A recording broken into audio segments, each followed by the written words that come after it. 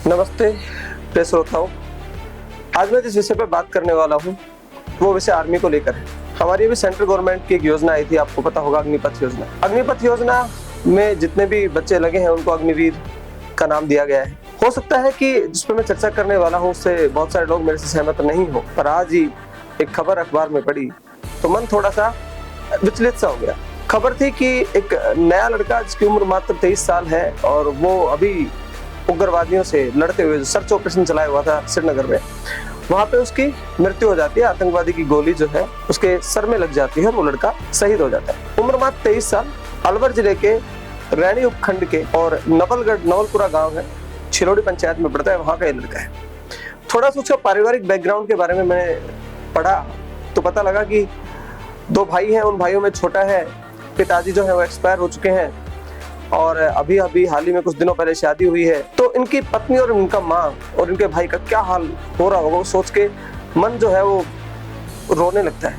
हम अपने बच्चे को देश की सेवा में क्यों भेजना चाहते हैं? ताकि वो देश के काम आ सके, और जब वो देश के काम आ सके तो उसके पीछे जो लोग हैं उनका भी भविष्य सुरक्षित हो सके। मैं यहाँ पे किसी का विरोध नहीं कर रहा, मैं बात कर रहा हूँ कि जब हमारे जवान अग्निवीर से पहले हुआ करते थे और कोई शहीद हो जाता था तो उस कंडीशन में उसको इतनी अधिक सुविधाएं मिलती थी कि उसके जो पेरेंट्स थे उनका पूरा जो जीवन है वो सुरक्षित बीतता।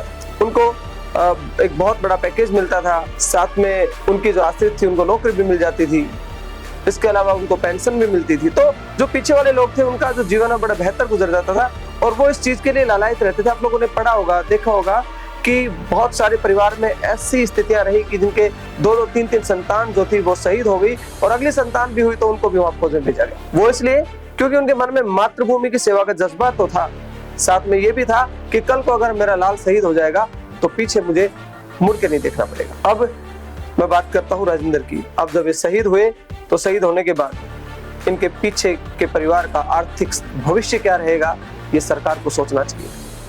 उस बेचारे को एक शहीद का भी दर्जा नहीं मिलेगा, ना कोई बहुत बड़ा पैकेज मिलेगा, ना कोई पेंशन मिलेगी, ना आश्रित को नौकरी मिलेगी। तो क्या एक भारत का नागरिक देश की सेवा के लिए, मातृभूमि की रक्षा के लिए जाए और उसका परिवार असुरक्षित रहे? ये कैसी बड़ी विडंबना है। विचार आपका है, हो सकता है मेरी बात सरकार तक पहुंचे और हो सकता है कि वो मेरे इस विचार से सहमत हो या नहीं हो, वो तो बड़े लोग हैं, वो तो वो जाने।